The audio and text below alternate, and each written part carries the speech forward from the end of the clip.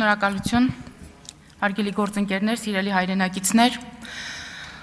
2026-ը սարերի հետևում չէ և մենք քաղաքական ուժերս պետք է մեր ընտրողներին, մեր բնակչությանը որոշակի քաղաքական ծրագրեր ներկայացնենք և այս համատեքստում ես ուզում եմ խոսել մեր քաղաքացիական պայմանագիր կուսակցության քաղաքական ծրագրի մասին, կոնֆլիկտի գինը և կոնֆլիկտից դուրս գալու գինը։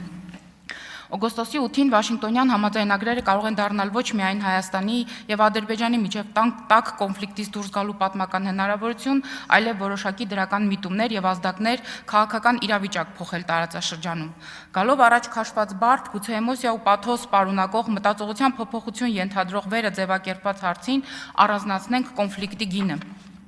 Այս հարցին կպատասխանի Հայաստանի Հանրապետության ցանկացած քաղաքացի, շուրջ 30-ամյա տաք կոնֆլիկտ, 30-ամյա սողացող պատերազմ, մարդկային և տարածքային կորուստներ, արտագաղթ, տնտեսության անկում, առաջնային ապրանքների դեֆիցիտ, բյուջեի անհամաչափ բաշխում, ամեն ինչ պատերազմի և ռազմական ոլորտի համար, որի արդյունքում կրթական, առողջապահական, սոցիալական ծառայությունների վատթար վիճակ, գյուղատնտեսության անկում, փակ սահմաններ որպես հետևանք նվազագույն ներդրումներ, ներկրումների, արտահանումների դժվարություններ, մշտական աճող ռազմական ծախսեր, սոցիալ-հոգեբանության մակարդակում, հասարակության բևեռացում, ապաթիա, անվստահություն իշխանությունների նկատմամբ, վախի մթնոլորտ, արտագաղթի մեծ տեմպեր, քրեաօլիգարխիկ կլանների ձևավորում, կոնֆլիկտը բացառապես քաղաքականություն մտնելու, իշխանության գալու և այն ամեն գնով պահելու պատրվակ։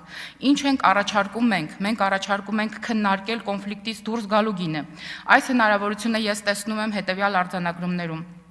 Պոտենցիալ պատերազմների էսկալացիաների չեղարկում, կառավարելի ռիսկեր,